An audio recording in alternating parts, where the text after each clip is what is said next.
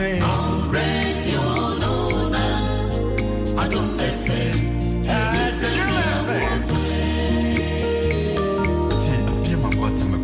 Adom FM 106.3 Abuso men kran kwantuo emu won sensen bebere emu yare emu amane uno dia fia man kwanta maklo Nyinsen Ne Awoɔ emu yare emu amane uno dia fia man kwanta maklo Nyinsen Ne Awoɔ enu se on kasanye no no wanya na no enti kwasie danyo rebia radio no Adom FM Nyinsen Ne Awoɔ abono mojino radio no Adom FM Nyinsen Ne Awoɔ 106.3 radio so afidie ne da Adom 106.3 Nyinsen Ne Awoɔ and also no DJ Awana ene promise yada mo ase papa nyom de hwehwehwem a mo de agege ababa beso onye afidie no free ha mane na ha na ne nkomo no tie bia be me de papa pasa me catch you say fly na me de ama no me se wani die mo share fama nesse ma de bia a wo ne contact na ontie bi so ye nesse ma da so onye nesse ma do bia ntie evi se enkra water Timestro, yentie sankomo yenche kura eyampachire ne bekọ adwuma ba mesro by 9 ne apon na wa obehu se don hwe ba ko na otena se tie ye no wahua bibi pa me da se so be ye ne sam ye na boafo yi ase gini foods be fie ye de papa wo mo rice wo ho ne rice ni se wo de ye muto ne nkate ye de enwumre ade asamesro ne dibiem Chichu simame why ba me kan so no ede papa ye won mako ho ye won tin fish ho ne ye won mayonnaise ho na ne oil no nti self contain ti so borura market bia mu na so peginia ne bibia bi ewo ho ye do mase so mbo ye chidom say ye mfa Nyinsen Ne Awoɔ emro endpoint homeopathic clinic Mr. e ma ya ye nyamre me ye body no se wo pe apada e be ma no so prostate no ye check it entwe me ye mfa rubber enhemu ansa ti wunyini machine wa use no a say oka one service na ebeja okwan ti saa na wo prostate no wunyini no so wunyini nti yenko endpoint ne yenko hwe bibi animu ahuso na akọ baby bibi wom dia ne ahwew ye da endpoint ase wo mu ne nyuma ko obo ya chidom se yemfa Nyinsen Ne Awoɔ mro dada nyame hira papa Faustina Yamfo so wadi kaje wadwa David Techmenson nyame hira mo pa na mo ba ne se na mo hye na obia nso ahunu bi ya me pese ye nko aye be pese minkum nya so obia etie nkomo ibi Michael Lawe enso hye live ye da se root of me ye boa ye da se Ampanibia Abigail sharing live on so Facebook and them adofo papa bi me adokotafo papa bi and wo matu omo ho asi ho se eba neonatal jaundice ho nsamo dia omo ntimentena efi se wo mo de nkra no a pediatrician nkra no an wo mo hwehwe wo mo nti we no ne wo se wo mo atutu omo na mu bahase na omo ne ebedi enkomo imi wo Dr. Mrs. Phyllis Yaira Boahe Tema General Hospital. And then for enumere memo ajo. Ah. Yaira boko die. Yaira chuno ntiana. Oti ohun. Na doctor Nana Kofi Osenso do ma wajo enumere. Mejo so. Meda se papa fe na ma ba fidie no mo meda mo se. Nyame enkomo ati sey because so me we yellow month so hu. Me hu say Dr. Yaira Shane de me dog de ye ntimi anya bi anhye but eno nya problem. Asam na ne hia, da wuro no na hia. Nti ye be hye ye nkomo no ase. Nti obi antie ne ye.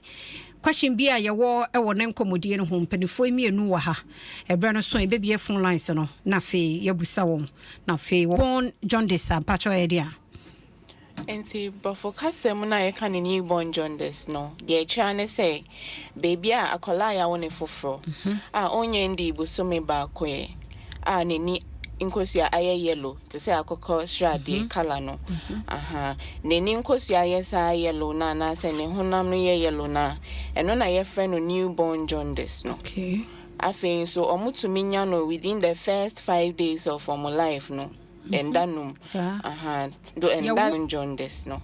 Oh, I see. Enti eno sa no na 5 days dey send me free hospital.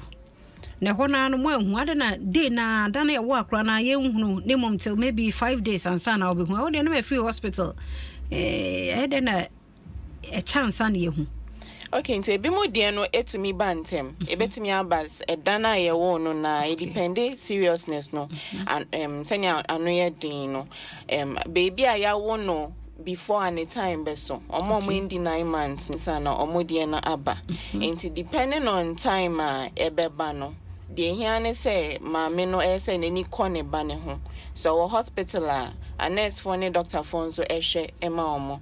But so we feel say omo ni eko ho. Okay. Into to me ba within any day. Die won't know until day 5. Okay. It be to cry back after day 5 no. But then say about within 1 month period now. No na your friend no. Newborn jaundice no. I remember Dr. Kofi Nana Kofi say ho na on chire. Na say newborn my colleague in the church room. And kwani bi ho a ye be wo mo aba no. Wa ba no ka no or jaundice dada. Etimi basa. Okay. Say they na oba na or jaundice. It to be so a check akra. Maybe within a day, within 2 days, 3 days, 4 days. E betimi see from time I ye wo akra no till akra no be 28 days, which is bosume ba ko na ye kan. Ti betimi ba say akra no be wo no kra no na or jaundice ne dada. Na dey na dey ba dog. So momentum no. Okay. They find prematurity. Say it was say the bosume 9 months and sana usually ya wakra. Emu ha omo bantem e bia bosume so bosume watwe bi and sana ya wo mo. It is an cry bisa no. Omo timenya jaundice. Okay. Aside that so infections. Say akwanya infection e betimi abase e bia sebe ne maame ndi ne honi na wo bia wo feed no wan pepa sebe no no ye. Okay. Obetimi ama akra ne mu or the good feeding bottle on hohoni ye. Ebetimi ama akra ne nya infection through that. E tell me so akra ne cord no ne fruma. Ne fruma ne tia. E bumu de nyama bebre sha so. Call hospital abeka say bia for spirit. Na ye mo gel bi chlorhexidine gel. A obetimi da sha so. Be bumu de nyama bebre sha so. E bumu so kwa mfa bibia anya so akra ne betimi nya infection through that. The infection so ebetimi ama wenya jaundice. Tina say obi o ha tina ye wo days ebi etime ba no apart from the so akora timi nya jaundice ni bi o okay. I think so no function o ka ho atem no omo enya omo no function tem no e won say mother baby aye no CS nti e ya on nti no function ne mba ana so bi won say naturally omo nhye da anya no function nti baby no enya eduane e won say baby period no function na ne baby ni nsuo eno ane ne eduane enti say ne ho nsuo nso kɔ fom a no nso tumi abna da ko achia yen e wo Germany no wo hwe yen free eno nsia enso chia yen na najoa ankoma enso achia yen na fe Linda Sante K and first time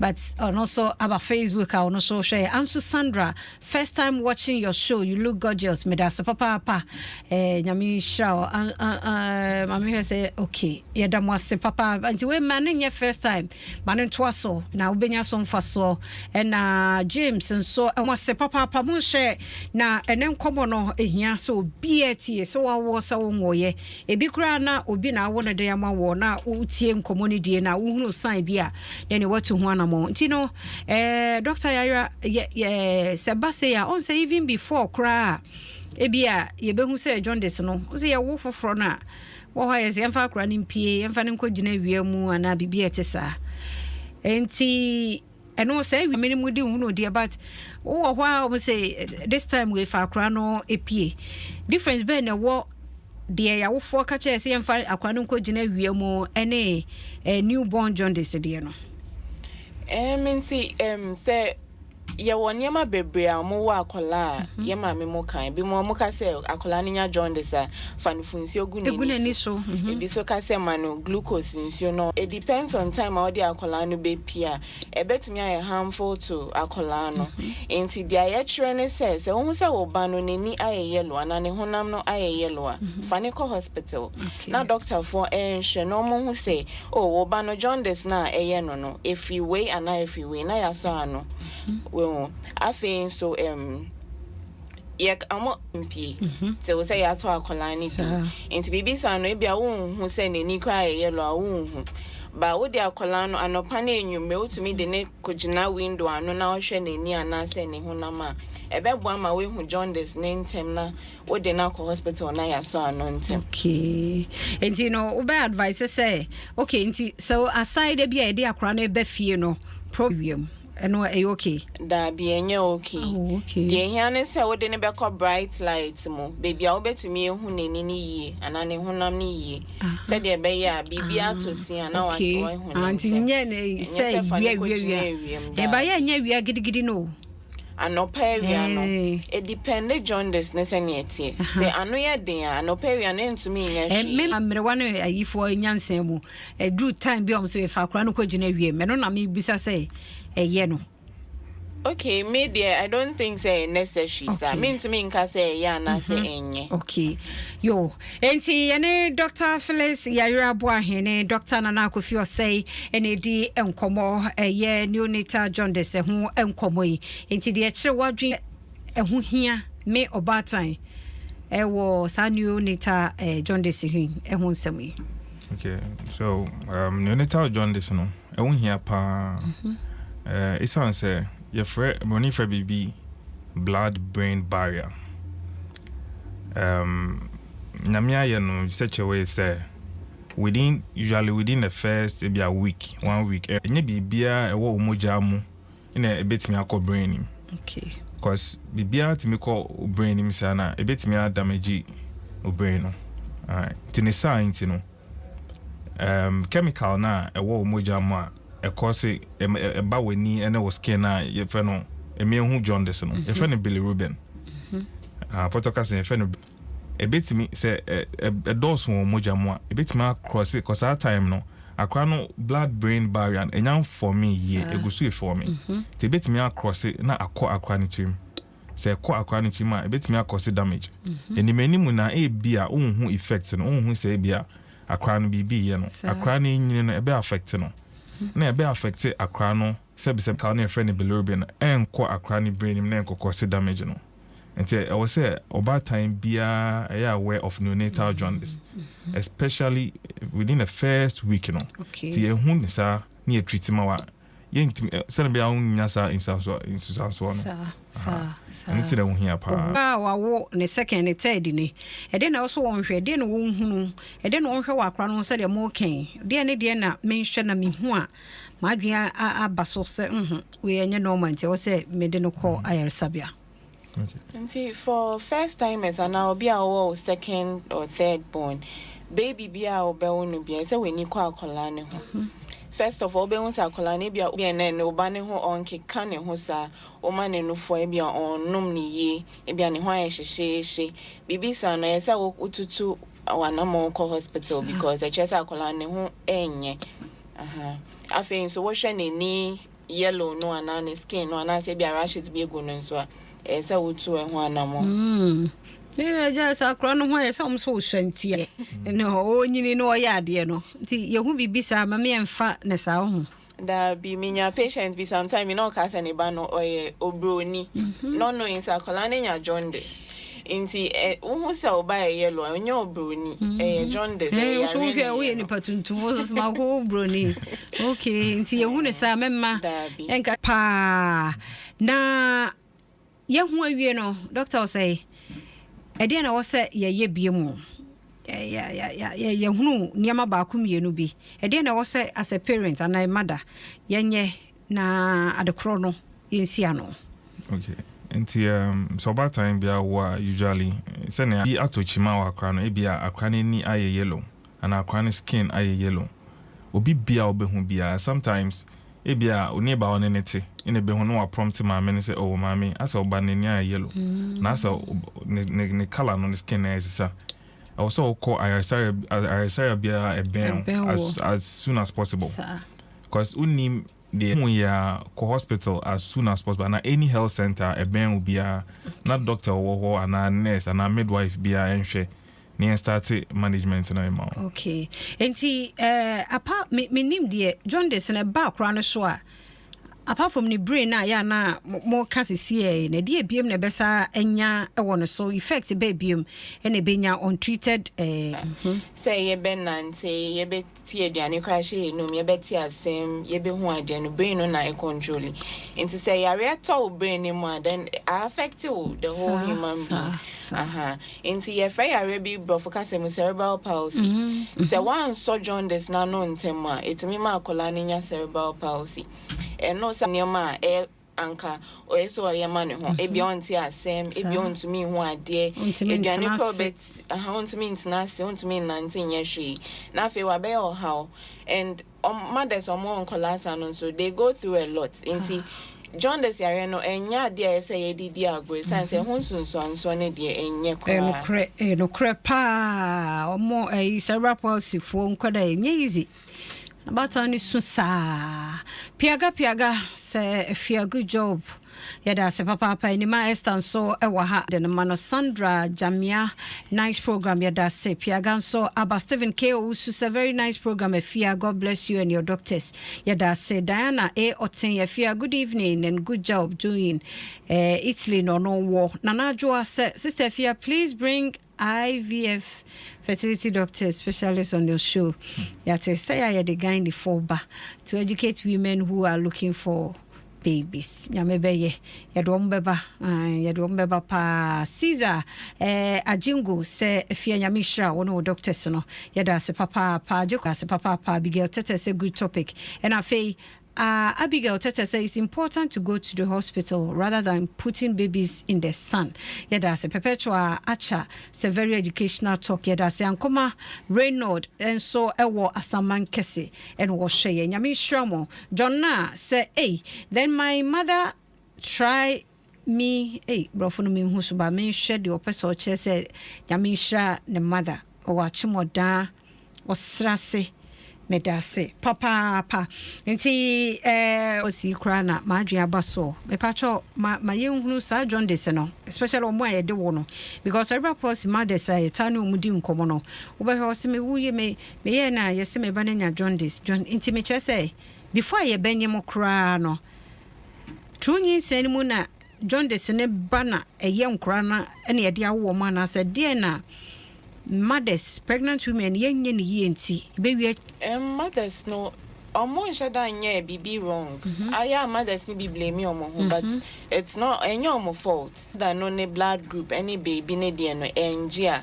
bibi san no first day ebe wa akola no na Jaundice ni betumi ahya ase eno nso omo baby omo say yare no e say normally omo pack baby ne omo de kan fa no eni omo sanje nti say o de kan baby now obenya Jaundice nentem nti these are some of the causes I think so say in order to prevent it na say o antenatal and na ye be hu blood group ho na ye be hu say bia o G6PD e bia o ban so betumi nya ana bibi wo ho a e betumi ha o ban na ye be hu nentem na ya so anu ntem e wo Nyinsen period ni mu enti ye betu labs so ye che o so mo nya na so mo ye any scans ne so okay amra doctor o say ho what did G6PD be mo no your topic on its own but say bia me mother me a career G6PD na me ba no ono obeden wenya dog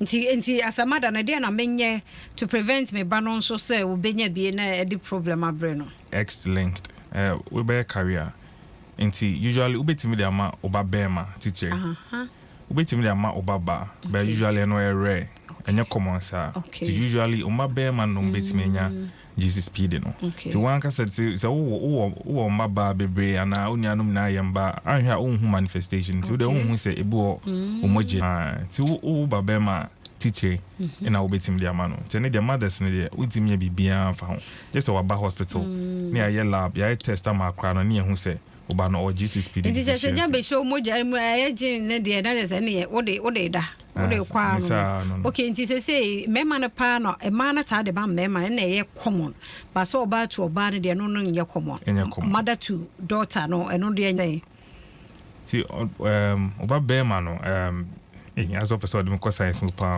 kafra say ebeye kafra genetics mu you fan so dey fan say bema ye XY oba ye XX okay ti bema or GCSPD no GCSPD deficiency usually X linked ti fan say ya sex to ba no be career to ba no de obe wo ba on show manifestation ono only the bema ne ba bema ti ma de ombetimi anya bi very rare say obana obenya full defect usually ma be ma na omo ani be mate was ba so the question is anten enko be ma no so enti say ye be ma no na eke sa no na mpese ye nye clear na say ne kasa no doctor ya na tintin mu nyina no e wo se ye hunu ye GCSPD no o say by this time obi a so obi hu antenatal you checking in hey yes mo abata ya pemfo ye ko say ye musa hwe no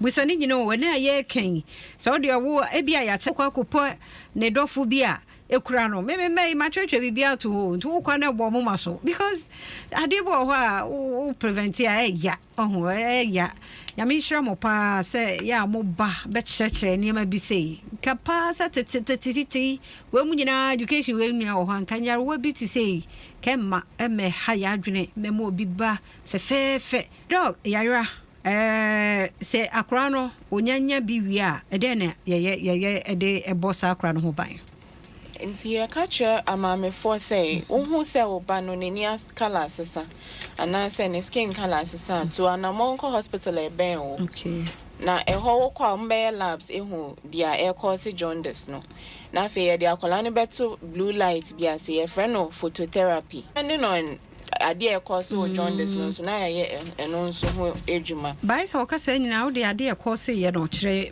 breaking it down niema babiem ne ade na e cause sa jaundice no na fe wo say wo kasa wo ka inti bibi te say ebia no function na won ma baby na ni ho fi akofo mu afi ye be encourage o say mane no for ana say ye den da ne niom so ye be kire na we ye fi ne niom mu inti nyem say infection so ye be ma ne dra be ma infections ne so akọ inti no na ye be ye aboa blue light no na eno nso nkyere say koto light bia ye blue na kase wa wo ye fi da light na you see hospital na special light ye dey etche jaundice no okay onye no da kafa yo se kamfa ya wo kan yi nti se no krakra ne se memma obatan bi anyusu sa de no ho ye be advice say won use kra because unnim okay nti se fie kra memma anyusu say ye pese ye nimemu ye hwam so when him GCSPD status now him over there obetu ba say won him a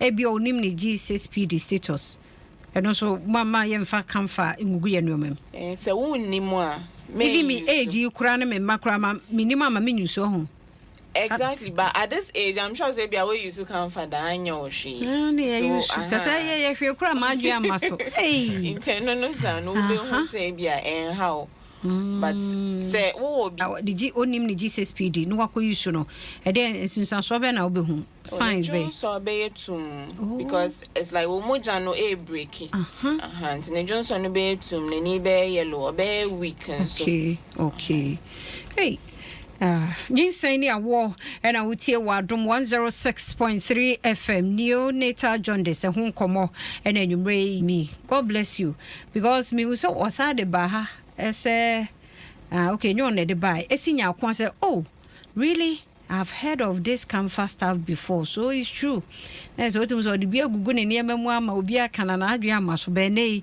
mo siso ni nti wo hu say no kre Abigail tete say no normal blue light dog so ache say nye papa na se wa opokudua enso abawa ha a o hwe Doctors nyako kumase odium ono so ehwe John na say hey then my mother no did try for me in my childhood so ne de no Isaac Chumasi ewo Israel Tel Aviv great job efia one doctor yadamwase nko doctor Nana Kofi Osei ho na yenhwe kwan be ne be fa so na ya prevent sa newborn jaundice because ya akure wonim hwe na obeba no nya jaundice ekwan be ne be fa so be boy ho ban so prevention no you best start from antenatal so ba unye hu se wa fa yefu no I was so antenatal okay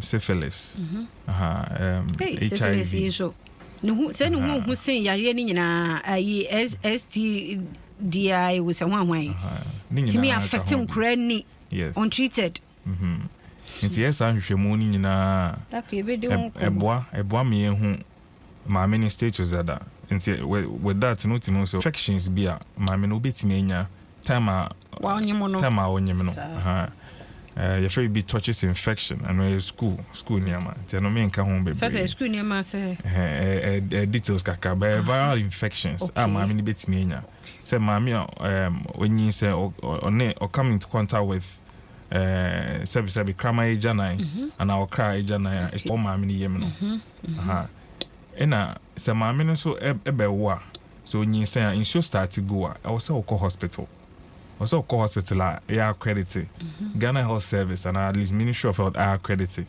so midwife for her doctor or her nurse why be show because in so go na che and san wa call hospital ubetime nya infection unya infection akra ne ba akra no so betime GCPD ni bi anase omoja ene akra ne moja no so enja and no jaundice ne ba ntempa ti wan call wo hospital yen by the time maybe all the akra ne ba no na the person prevent na akra ne nya dada because untimi nche say ebia akra no enia na owo no nti onya jaundice na onya the friend bilirubin encephalopathy say bilirubin be koni brain unti any way say bit ma fa so na prevent and dey acheche mu dada no so onimi say wo ba be ma ba ko no onya jaundice the likelihood say wo be ma bioa onu so benya jaundice na high and che say onu so benya jaundice so but the chances say onu so benya jaundice na high ti oba hospital also catch a doctor and a nurse and a midwife ni say me wo me ba be ma first one onya ni tanaka kre hu say okay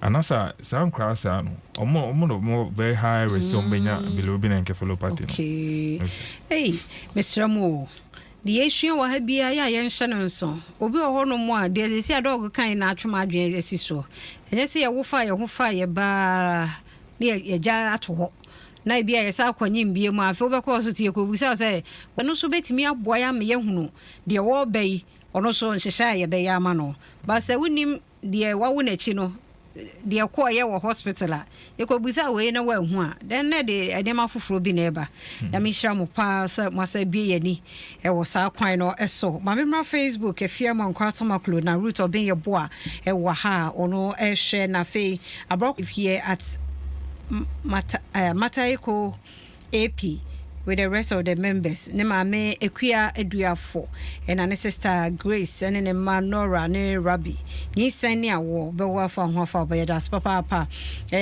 kwesi Manuel say glory be to God Priscilla see do sister fie nie Adom wa wotema nyamisha papa se munyina age atum na mo hwe wo hwe nso na wo hwe ene nkomo no se woni an starting po woni problem Woko adomonline.com ye shows ni na nkomo ayedi nyina ti wo ho no ma wuti once wa wuti music once wa no asaba ha no beti Nyinsen Ne Awoɔ na happy na maternal health yedi ho enkomo ye ba be phone lines no na de yedi nkomo abedure de kire wadwen na eno so ode aba awemra doctor yayra ehon kire ye niema ye avoid Inti dia ebetimi aye ne say said ya kan courses no dia de jaundice ne ba no inti say ye wo ba foforo na before we be wo kwa no antenatal make sure say we be cover set bia ye be ka say kono na ye labs bia ye be ka say yen so any scan bia nso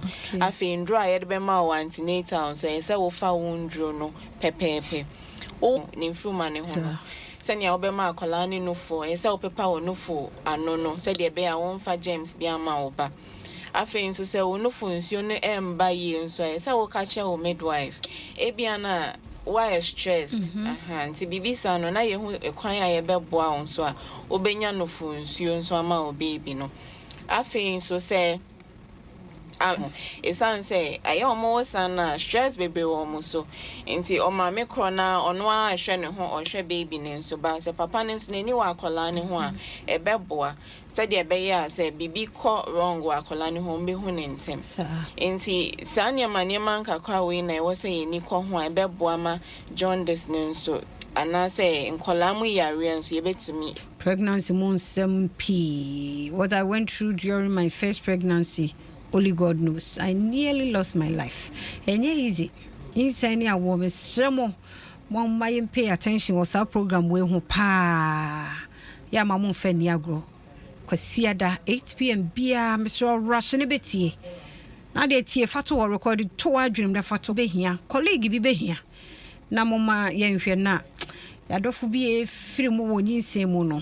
Ya na ano odin. Ya Bete me hu yanka na ye late mesremo opportunity ni nie den se bi wa obenya doctor one on one wa busa no but ne omo amomo ho kwa omo ba ha ne no modamo enna your first time I wo hwe no so se kwasi ada bia obeti ebeboa pa ebeboa na aboa menso enim de yeka adanse ne doso ma me phone lines no 0302216561 0302216562 na yonkoma ye di neonatal John Mrs. Phyllis Yaira Boahe or medical doctor at Tema General Hospital yan one Dr. Nana Kofi Osei medical doctor Tema General Hospital or no so ewaha no yano at the amount sa near penu unyan wo bebia just Adom 106.3 FM Nyinsen Ne Awoɔ Nyame Shramo nti ya bia your phone lines no do question about na afem penifo yano e de amount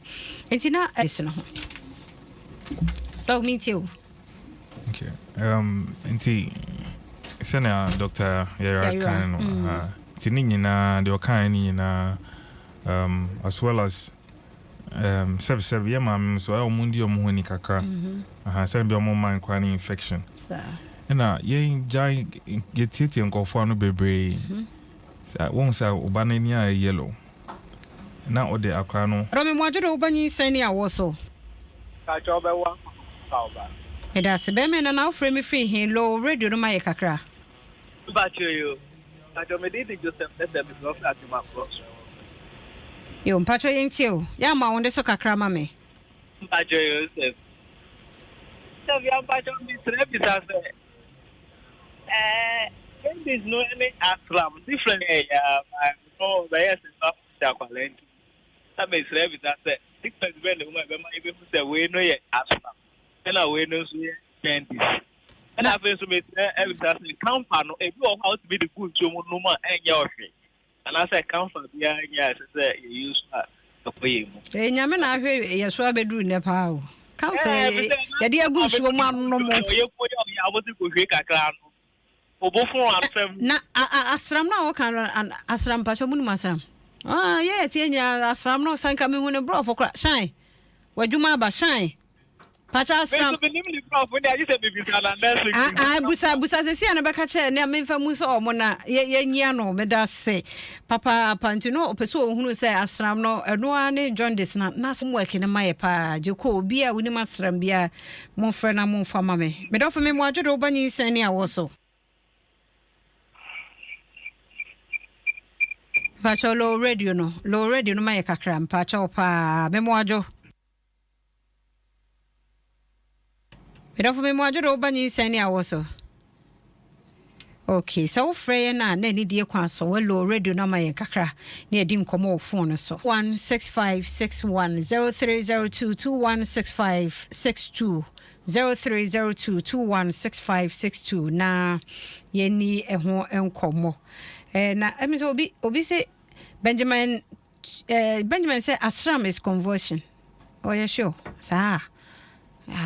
Okay, ye bedru ho. Medofo me mo adwodo ba Nyinsen Ne Awoɔ so.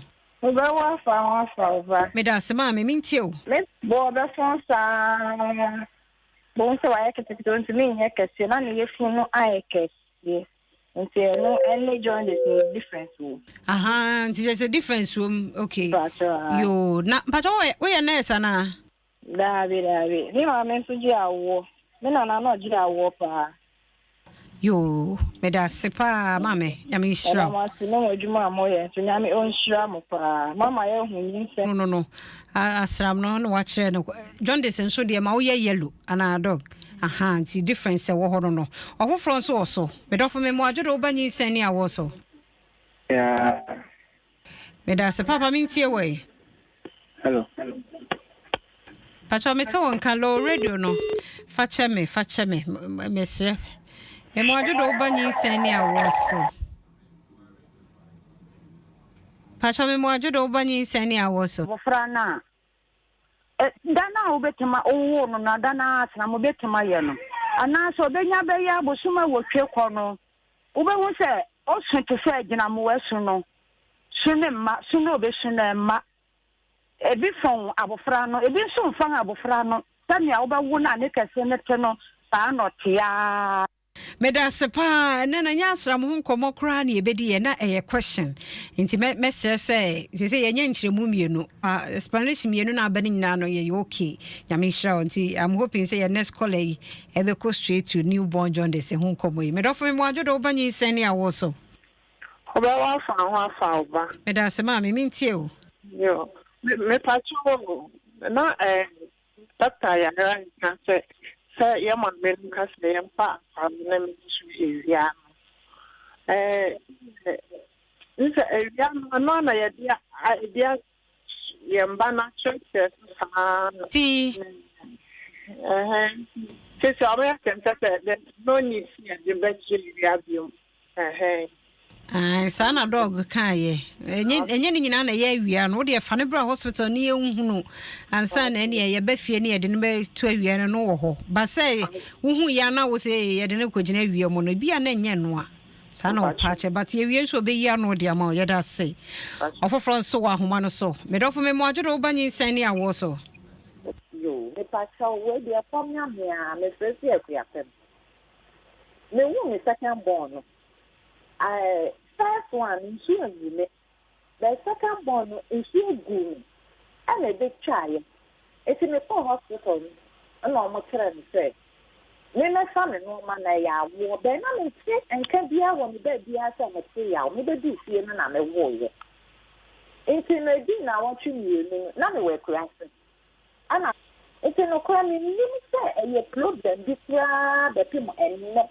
American one na ewo mu atisa ni amoka no na akara no report say nani iye ne ya nani tini kokokokoko tike moja na ayese emoja free na so meba se say wa be ni nya 20 years hey enti se say na enti atisa na ho tisa oba na be ma obema no ebe ye no kra ma okoda hospital na ewo mu so asesi awanyi kura wie ode ade ka na suma atanti do no se moja wo na sum okay na nti wa kwa hospital mo ta de no kwa hospital no mo se dey me de no kwa hospital no mo yes o mo be ho na sum ni mo ama okay pacho doctors were hunting no me ye behwe na bibi wo foforo nso wa homa no so me do fo me mo adwo ba Nyinsen Ne Awoɔ so mpacho be wafa ba me da siminti o mpacho me the Florence me kasa free do wenya me pacho me first born na me wo no ono so me wo no hospital no me man no fu affair da me wo no me man no fu awo no me man no no by omo a me no omo wo ho no try so omo be man na omo de ne de omo be no akura ni be ni no pepepe ba me dia ne de mu ye nti na omo se aslam ni bi nti no no me be fie omo de aduro ho me no fu so ni ade ansakura ni kimi enu nti se so me sanyem afi na me aka France me be wo nti be se me bi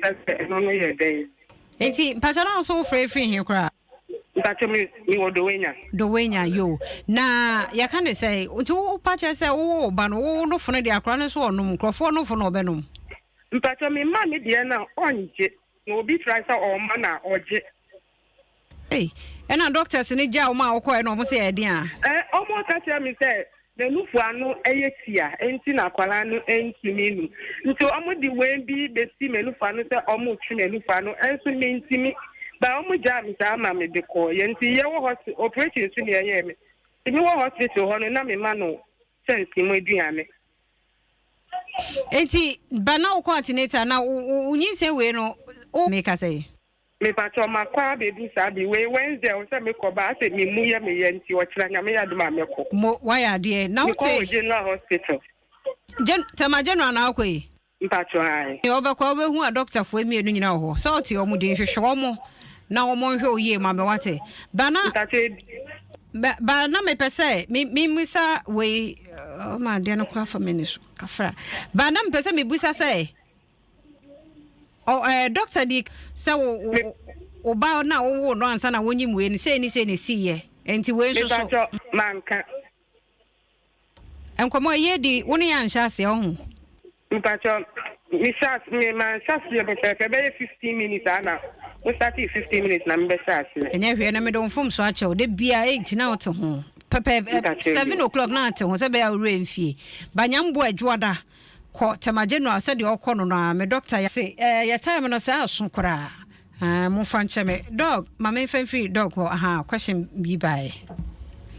Okay, no obi bisa say yema mo de nkra chechewia for a while na nkra na omo tom enti ewia no munja ya na make us ani any there be ani in sense that unim the course John say bia oni sika kaka enti oba because say lab you say enti on fa akra na hospital dabi enya akra bia onya Jaundice na general hospital oba na examine akra no na ye monitor akra no eno abeko so wo hia say odene betoto ewiase a ye be che Jaundice a eno de mean nche okay na no obi bisa say ne ba ni eye red ena to be a moja free na so ba say kware wanya 20 years